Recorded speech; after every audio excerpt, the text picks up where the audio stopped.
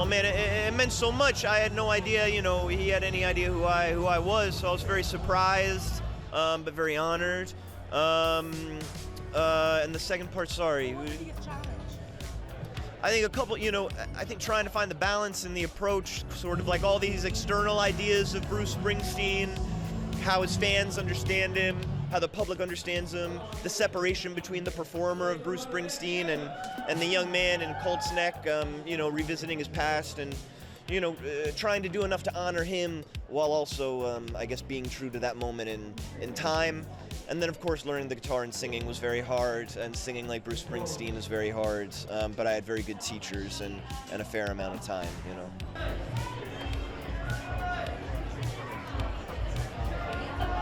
I think it was a really important, period in Bruce's life. It was difficult, but very important. I think he made decisions during this period in his life that allowed him to live the life that he wanted to live. He made choices that allowed him to meet his wife, Patty, be a wonderful partner, have a family. And I always viewed this film as sort of like as Bruce fighting for a family that he hadn't realized yet. I think at the core of it, so much is about that sort of like longing for familial connection, and obviously the relationship between him and his father, but I think also there was a period in his life, especially when he was in his 20s, where he had doubts about his ability going forward to be a family man, and I think the choices he made during this time allowed him to become such a wonderful partner and father,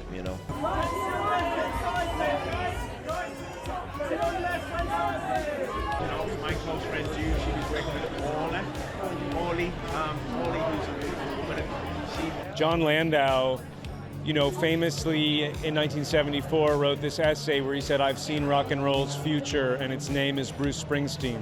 And that was a kind of prescient thing for him to say and write, and it changed the trajectory of his life and of Bruce's life.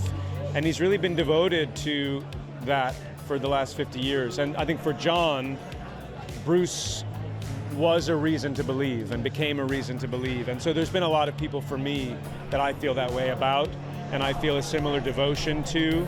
John's devoted to the art form, but also devoted to Bruce and devoted to serving Bruce and helping him realize his vision. So those are all things that I relate to and love in their life. And it's very meaningful to me to get to kind of be... Sure, I think there's this idea that fame is some kind of cure-all or changes anything, really, about your fundamental human experience. So I think one of the things I really appreciate about Scott's movie and about Bruce's openness in his book and in allowing us to tell this story is an honesty about that, about the difficulty of finding your way honestly in the world and the work that has to go into that. What was it like to meet Bruce for the first time? He's wonderful, and he's easy. And yeah, he's just a very, very grounded, real, generous, illuminated guy.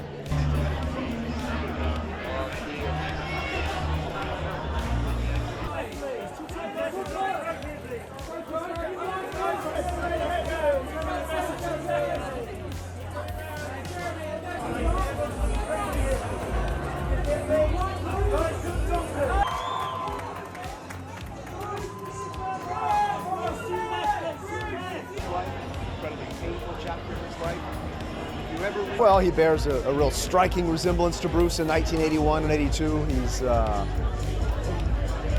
has this quiet intensity that Bruce has, a vulnerability that you see in his work without any dialogue.